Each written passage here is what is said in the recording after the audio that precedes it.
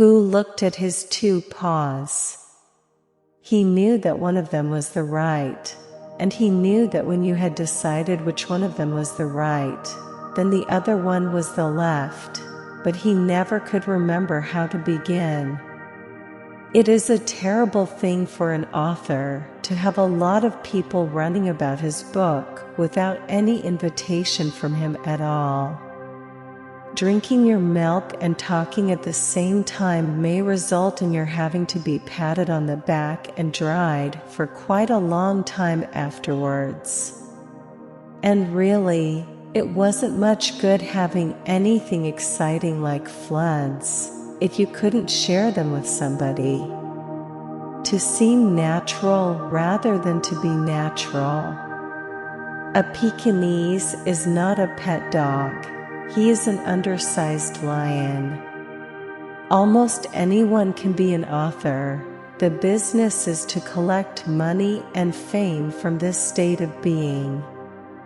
When you are bare of very little brain, and you think of things, you find sometimes that a thing which seemed very finished inside you is quite different when it gets out into the open and has other people looking at it. No sensible author wants anything but praise. The wonderful thing about tigers is tigers are wonderful things. Their tops are made out of rubber, their bottoms are made out of springs. They're bouncy, truancy, flouncy, pouncy, fun, fun, fun, fun, fun. But the most wonderful thing about tigers is I'm the only one. I's the only one. Childhood is not the happiest time of one's life, but only to a child is pure happiness possible.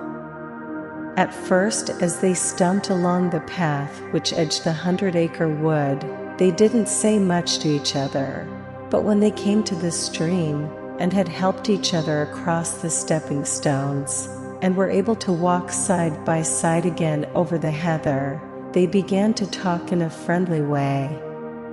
"Hello, Rabbit," he said, "is that you?" "Let's pretend it isn't," said Rabbit, "and see what happens. I've got a message for you." "I'll give it to him." The old gray donkey, Eeyore, stood by himself in a thistly corner of the forest, his front feet well apart, his head on one side, and thought about things. Sometimes he thought sadly to himself, "Why?" and sometimes he thought, "Wherefore?" and sometimes he thought, "Inasmuch as which?" and sometimes he didn't quite know what he was thinking about. "It all comes," said Pooh crossly, "of not having front doors big enough." "And how are you?" said Winnie the Pooh. Eeyore shook his head from side to side. "Not very how," he said. "I don't seem to have felt at all how for a long time. The name's Tigger. Tiggusher. Like all really nice people, you have a weakness for detective stories, and feel that there are not enough of them. So, after all that you have done for me, the least that I can do for you is to write you one.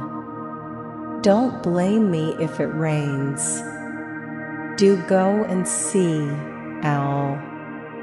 Because Pooh hasn't got brain very much, and he might do something silly, and I do love him so, Owl. Do you see, Owl? They have no imagination. A tail is just a tail to them, just a little something extra in the back. He could see the honey, he could smell the honey, but he couldn't quite reach the honey. For some time now, Pooh had been saying yes and no in turn, with his eyes shut, to all that Owl was saying, and having said, "Yes, yes," last time, he said no, not at all, now, without really knowing what Al was talking about. "Here I am in the dark alone. What is it going to be? I can think whatever I like to think. I can play whatever I like to play. I can laugh whatever I like to laugh. There's nobody here but me." Christopher Robin nodded. "Then there's only one thing to be done," he said. "We shall have to wait for you to get thin again." "How long does getting thin take?" asked Pooh anxiously. "About a week, I should think." "And if anyone knows anything about anything," said Bear to himself, "it's Al who knows something about something," he said. "Or my name's not Winnie the Pooh," he said. "Which it is," he added. "So, there you are." "Owl." "You mean Piglet." "The little fellow with the excited ears. That's Piglet. Whatever his weight in pounds and ounces, he always seems bigger because of his bounces." "Pooh," said Rabbit kindly, "you haven't any brain." "I know," said Pooh humbly. "They wanted to come in after the pounds," explained Pooh, "so I let them. It's the best way to write poetry, letting things come." Piglet had got up early that morning to pick himself a bunch of violets, and when he had picked them and put them in a pot in the middle of his house, it suddenly came over him that nobody had ever picked Eeyore a bunch of violets, and the more he thought of this, the more he thought how sad it was to be an animal who had never had a bunch of violets picked for him. Washing, this modern behind-the-ears nonsense. She would know a good thing to do without thinking about it. Honey or condensed milk with your bread? He was so excited that he said, "Both," and then, so as not to seem greedy, he added, "But don't bother about the bread, please." He was telling an interesting anecdote full of exciting words like encyclopedia and rhododendron. They always take longer than you think. "Let me do it for you," said Pooh kindly. So, he reached up and knocked at the door. "I have just seen Eeyore," he began, "and poor Eeyore is in a very sad condition, because it's his birthday, and nobody has taken any notice of it, and he's very gloomy. You know what Eeyore is." And there he was. And what a long time whoever lives here is answering this door. And he knocked again. "But Pooh," said Piglet, "it's your own house." "Oh," said Pooh. "So it is," he said. "Well, let's go in. 18 pockets in one suit? I haven't the time. Some have brains, and some haven't, and there it is. And now all the others are saying, what about us?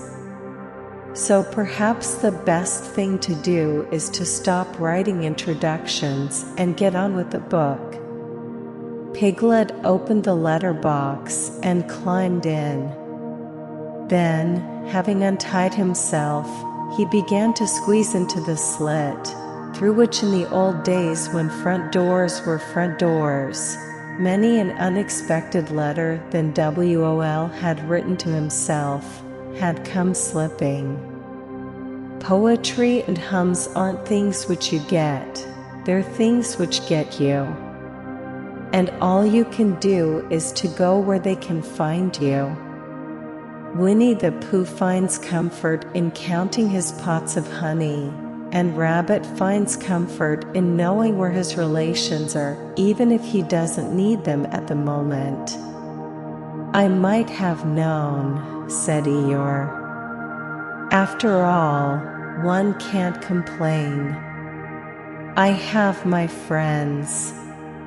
Somebody spoke to me only yesterday.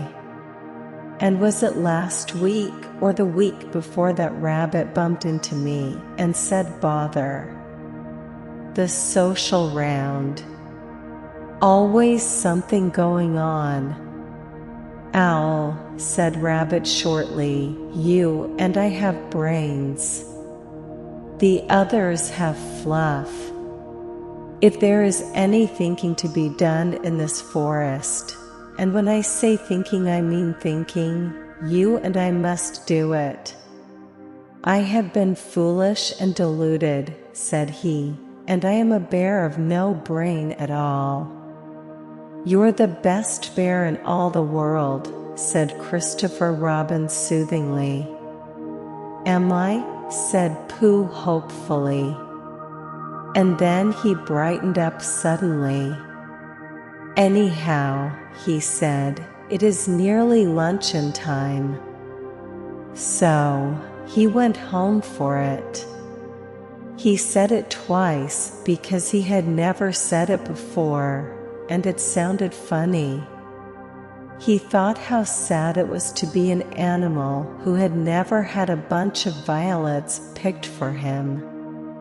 "Good morning, Eeyore," shouted Piglet. "Good morning, little Piglet," said Eeyore. "If it is a good morning," he said. "Which I doubt," said he. "Not that it matters, No one can write a book which children will like, unless he writes it for himself first,"